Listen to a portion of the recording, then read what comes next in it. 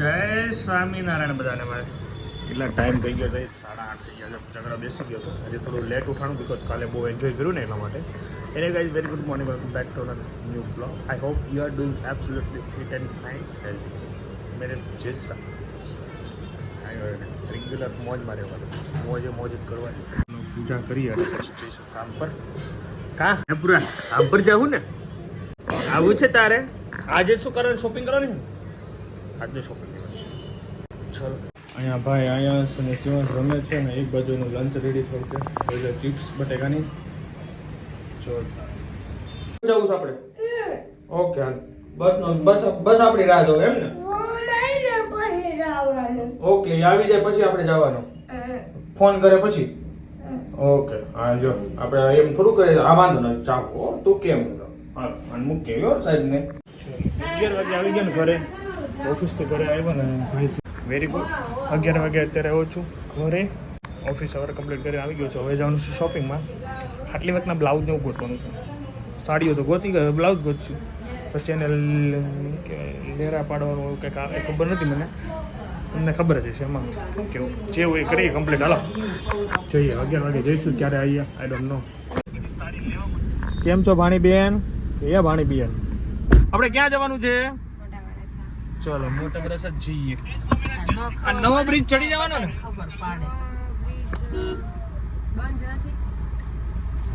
Typing વાળી ઓલી ખાડી તમ નહોતી પી. જો ભાઈ કલ્યાણી સાડીનું જોરદાર કલેક્શન હો ભાઈ.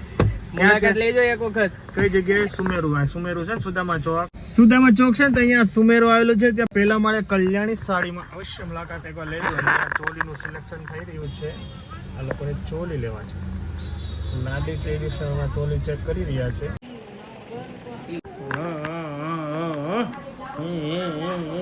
જીની એમાં રેતી નથી. પેતું વેદક્ષ બેદું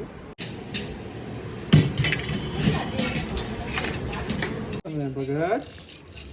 એ ભગત 4 વાગે આવી જાય. જવાનું છે ક્યાં? ભૈયાનગર જવાનું છે. ઓકે ચલો ધીમે ધીમે ઠેકડા મારો ધીમે. શરદી વાળા ઘરે હાલો હાલો. શરદી વાળા ઘરે બહુ ચોકલેટો ખાવી હોય ને તો જવું પડે આગું. ચલો 4:30 થઈ ગયા છે અને હવે જવાનું છે શોપિંગમાં બહાર. અત્યારે ડિસ્કશન ચાલે છે સાડી જોઈને કેવા કલરનો બ્લાઉઝ કરું કેવા નહીં. સગાઈ અત્યારે ટાઈમ થઈ ગયો છે 8 અને જસ્ટ ઓફિસે છું. હું વિડીયો અપલોડ કરતો હતો વિસર્જનનો, તો મને એમાં એક બહુ મસ્ત મોમેન્ટ હતી શિવાંશની. જનરલી બધા છોકરા લોકો મેં ચપ્પલ બધા કાઢીને આરતી કરતા હતા.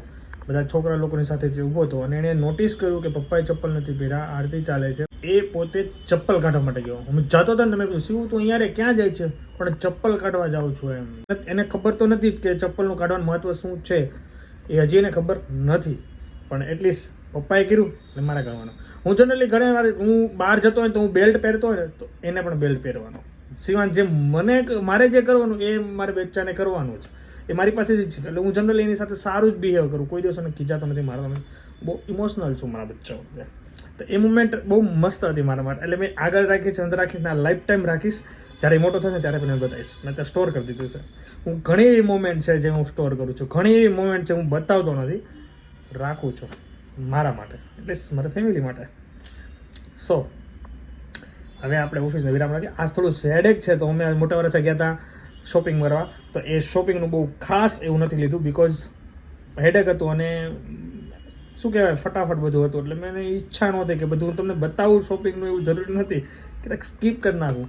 એનીવે એન્જોય કરીશું લાઈફ. હવે આજનો દિવસ કેવો રહેશે. મને થોડો અત્યારે ઇમોશનલ થઈ ગયો હતો મારા બચ્ચા પ્રત્યે કે યાર કેટલો સમજદાર થઈ ગયો એમ. ક્યારેક આપણે શીખવાડે કે તું ભૂલી કેમ જાશો. ઘણી વાર વસ્તુ એવું થાય કે ઓફિસ મારે આવવું એટલે કે પપ્પા મારે ઓફિસ આવું તું તમે મને ભૂલી કેમ જાઓ છો, એવા શબ્દો બોલે ને તો ક્યારેક એમ થાય મસ્ત લાઈફ છે. આપણે ખુશી છીએ અને ખુશ પણ છીએ એવું છે. ચલો હવે વધુ નથી બોલું. ઓફિસ જાય છે કેમ છે? ચલો થઈ ગયા. બેસવા જઈએ છીએ. હું પહેલી વાર જાઉં છું. મમ્મીના તરફ છે. હું ચેતનભાઈ મોજે મોજ હાલો તેમના નવરાત્રી નાચી લઈ આ જોબ પર જાય છે હા આવી જાય 99% આવી જાય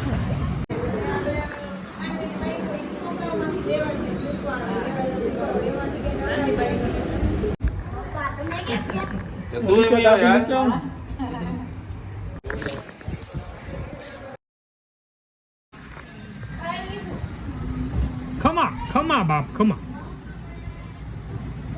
એ જોશીલો અમારા અહીંયા જોશીલો જોઈ લો ખમો ખમો હા ઝટકા મારે બાકી ચલો બેસીને આવી ગયા બેસવા ગયા હતા મારા માસી થાય આઈ થિંક હા મજા આવી ગઈ બેસવાની આઈસ્ક્રીમ ખાધું ને એ મોજ પડી ગઈ હવે શિવાંત તું મારે હોમવર્ક કરવાનું છે હાલ શિવ રેડી થઈ જા હોમવર્ક માટે ચલ બેટા હાલ પરફેક્ટ લાઈન સ્ટ્રેટ રાખજે વાહ વેરી નાઇસ